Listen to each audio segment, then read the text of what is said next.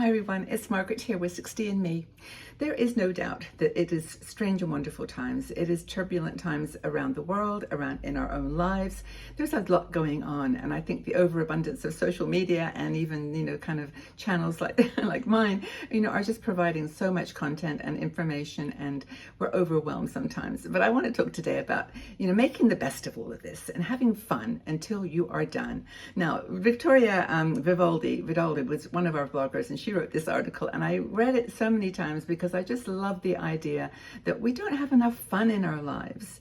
Everything is so serious, and it's like we're bombarded with tough conversations and world events and challenges and just complexity. I think that it's really, really hard to just use that concept of fun and bringing it into your life. So I'd love to talk about that and maybe give you some inspiration to go out today and do something that just makes you laugh, makes you smile. It's just a fun day. So our culture, of course, first of all, it's totally, based on the youth culture, which is makes being older really, really challenging to have this fun. We're not considered to have fun anymore as you get older. Like, you've got to be serious and you've got to be like grown up, and but then there's a little child inside of you that just wants to play. So the society, of course, is all about getting ahead, making progress, achieving your goals, trying to get ahead of someone else. I mean, just being like keeping up with the Joneses, I guess, is the expression, and somehow associating happiness with things. You buy enough stuff, you buy enough products, and you're going to somehow find that elusive happiness that you're searching for all your life. But buying stuff to be happy and following those rules of you've got to grow up and be serious and take life seriously is just, and get ahead, just keep being successful. What does it do? It just generates this sense of not enough. You're not good enough. You're just never going to meet the expectations of this amazing lifestyle that we've been told is the way to go. So Victoria talks about this with a quote from a man called Alan Watts. Now, I don't know, I can't remember the name of the book that Alan Watts wrote that I read in college. I remember this so clearly, and it was a philosophy book. Alan Watts was a thinker and a philosopher, and religious studies. I think it was in my religious studies class. But he says, be completely engaged with what you are doing in the here and now, and instead of calling life work, realize it's play. So what is your life work? Well, I think as you get older, you get the opportunity to say, well, it's to play. I'm going to just play and have fun. And I'm going to do the things that, maybe as I was younger, I had boundaries. I had, borders around what I could do because I was a mom, or I was, an employee at this place, or I had a cultural expectation. I had lots of people to please, not yourself always. And, that then you were just sort of bounded by these boundaries that prevented you from just having fun. And I look at some of the, there's a really cool video, I just watched it yesterday, of this group in England. It's called, I don't know what they're called, but it's called the Colour Walk. And once a month, every Thursday, fourth Thursday or something, they get together in Spitalfields Market, which is a big market in London, and they just wear color, and they dress up in the most outrageous colors. And the video, they're every time that they have one, they post a picture, a video of the event and the people's costumes and what they're wearing. They somehow, there was a graffiti wall or something behind them, which they all were like posing behind the wall, and they were just full of color. I've got my notes here. So anyway, but I just really feel like, they know how to do it. That's it. And I'm actually a color person too. I'm maybe not as vibrant and, as sort of specific as they were, because everyone had a costume. I say uniform, but it was in a way their reflection of their values, their life. And it was so much fun to watch. And I thought, now they're having fun. There were smiles, laughing, everybody was hugging each other. It was just a beautiful activity. Maybe you've got something like that in your town or your village. I don't know. I mean, this is the UK quirkiness that I so love. It's part of my nature, I think. But anyway, that was the Colour Walk. You can check it out online. The pictures are just awesome. But the secret of life, according to Alan Watts and to Veronica and me, is to play. Just have fun. Go, and instead of thinking, oh, well, I've always done this or I've always done that, this is my style, this is the clothes clothes I wear. Just try something a little different. Try something that's more colorful or more playful. And I mean, a great place to go to learn this somehow is with children, because if you're fortunate enough to have grandchildren or an auntie, or have kids around you, or you teach. I mean, lots of our women are teachers. Is just to watch them, because they're so kooky and so crazy. Like yesterday, I was with my grandkids Max and Marvel, and we were. They wanted to do a performance, so we chose an ABBA song. Money, money, money.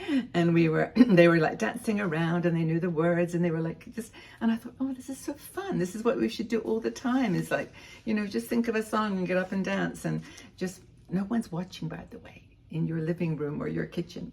You can close the blinds if you're afraid that your neighbors might see you. But you can just do this and have fun and just be playful.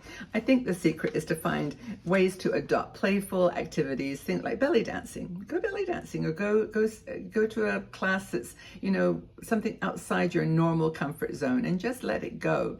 I mean, we're so inhibited sometimes. Do you find that? I mean, I am too. I mean, I'm not, it's okay. I mean, you just have to find playful things to do. Crafts, go to an art class, do a pottery class, do something where you're going to mess up, where you're going to not be successful at the first go. You're going to have to keep working at it. Take simple happiness and infuse the concept of happiness and infuse it into everything you do. And I think somehow finding levity, in the present. I mean, as I mentioned at the very beginning, we're in just like crazy times, and it's hard to be lighthearted about some of the things that are going on. And I'm not minimizing them, trust me. It's not like I don't think or participate in a conversation or try to be useful or helpful in solving problems that are out there, even your challenges. I mean, my heart goes out to so many of you who are dealing with various challenges in your life. Not everything from divorce and estrangement to illness to loss. It's just like a spectrum of things that I think we're here to help each other with. But I think somehow finding ways to write, be creative, just don't be so serious. I don't know whether I'm actually trying to convince myself, or whether this is actually, something that I really think is important, because it's hard sometimes. There's lots going on in my life as well as in yours. And it's hard to just say, oh, well, let's be goofy. Let's go off and, put funny clothes on and go walk around the streets. It's not always that simple. But I think trying to focus, like, this is my life's work, rather than this is my life's play. I'm going to play now, because I'm 65 years old, and I have been serious all my life, and now it's time to be a little kooky, be a little crazy, be fun, frivolous. Honestly, the thing that I don't think we reassure ourselves enough as we get older is that nobody's watching. Honestly, when you get to be 65, no one cares. I mean, seriously, no one cares. And it's, oh, here's a good example. This is be personal. I stopped wearing a bra. I'm wearing these little vesty things, right? And the reason I stopped wearing a bra is because they're uncomfortable. They dig into you. Why would you do that? So I thought, I'm going to just wear this little t-shirt and a shirt, and I'm going to just go out into the world. Guess what? Nobody came up to me and said, Margaret, you're not wearing a bra today. I mean, who cares?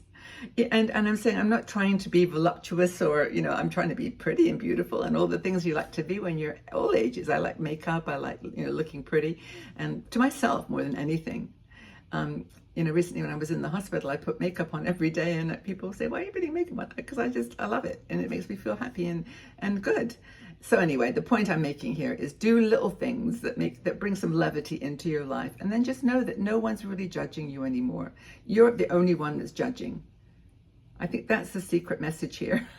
So Victoria, thank you for the article. Go read her article. I'll leave the link in the description below, because, I think that just reminding yourself on a regular basis that, yes, it's heavy and it's serious, but it's also fun.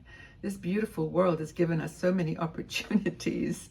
But anyway, I hope that this has been in some way useful, helpful, fun, stimulating, inspiring. And if it has, leave me your comments below. I mean, how often would you say that you have fun in your life?